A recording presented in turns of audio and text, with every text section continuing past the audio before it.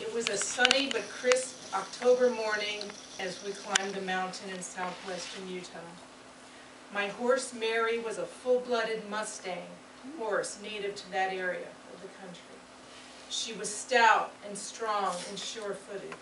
She was a pinto, white, splotched with chocolate brown markings.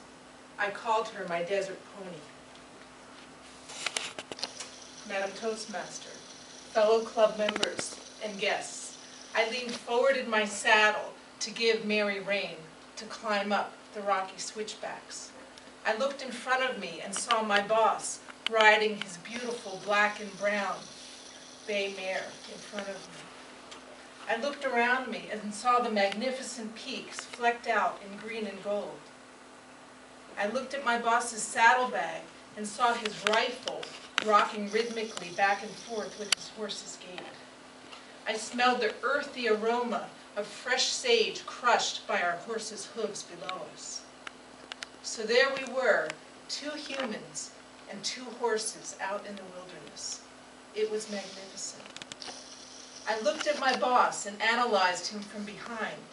He was a quiet, shy man with scant social skills for dealing with human beings. Yet that man could identify the genus, family, and species name of every tree, every plant, every bird, and every mammal in those mountains. And I wanted to be just like him. I had just graduated from college with my own degree in wildlife management, and he was what I aspired to. And I realized that I probably had a lot of those same personality traits. So we climbed up the mountain, and by early afternoon we reached the top.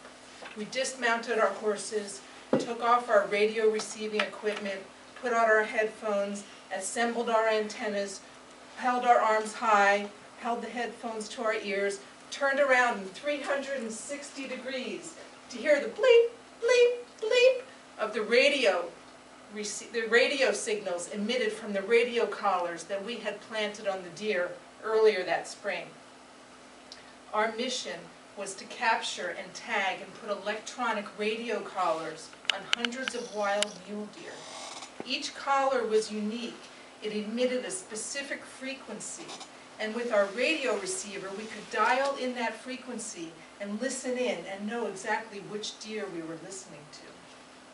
Our mission was to track and capture hundreds of deer in those mountains so that we would know where they traveled, where they lived, what they ate, and how they died. And after a few hours, we finished tracking all of the deer and plotted their locations on our topographical map. Now it was late afternoon. We climbed back onto our horses and started down the mountain. It was rocky and switchback. I leaned back in my saddle this time to put my weight in the back to allow Mary to have surer footing in the front.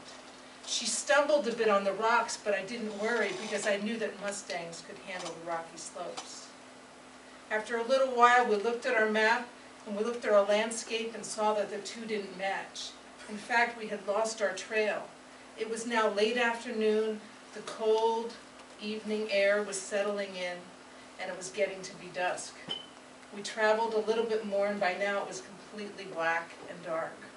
The sky was black as ink, and the stars were bright as diamonds, and we had no idea where we were. We decided we just needed to settle in for the night. The problem was we were not prepared to spend this night in the October mountains of Utah. We had no tent, no sleeping bags, and no means to build a fire.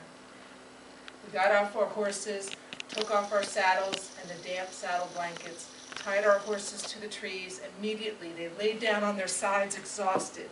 They were soaked with sweat. I grabbed my heavy saddle, plunked it down on the dry, hard ground, found a flat spot, kicked away the rocks and the cactus, put my head down on the hard saddle, and dragged the dank, damp, horse sweat, smelly saddle blanket around me and shivered in a fetal position. In my mind, I was reviewing the signs and symptoms of hypothermia, and as the dampness from the blanket seeped into my bones, I became really cold and I was shivering. From 10 feet away, I could hear my boss shivering under his saddle blanket also. I knew that if I didn't get warm soon, that my body core temperature would drop. I called out to my boss and I told him we needed to huddle together for survival. He agreed, and clumsily and very unromantically, both of us shivered together the rest of that night. Needless to say, it was the coldest, longest night of my life. I was so thankful to see the sun come through the trees in the morning. We got up and dragged our stiff, cold bodies back onto our horses and started down. We still didn't know where we were.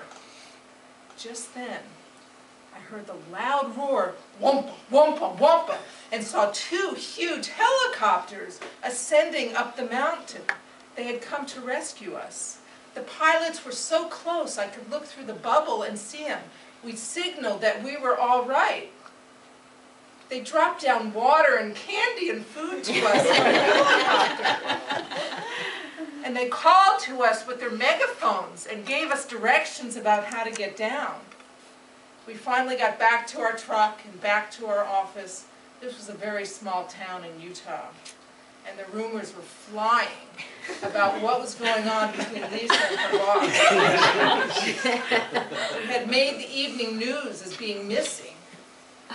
Immediately, the division chief summoned me back to the capital city of Salt Lake and questioned me about what happened that night. He encouraged me to resign from field duty and to take an inside office position. You see, I was the very first female wildlife biologist in Utah, and he said, this is why you had this problem, because you were out in the field with the man. Needless to say, I did not resign from that position. But still, 27 years later, I've climbed many mountains since then, both physical and figuratively, and this adventure has still remained with me forever.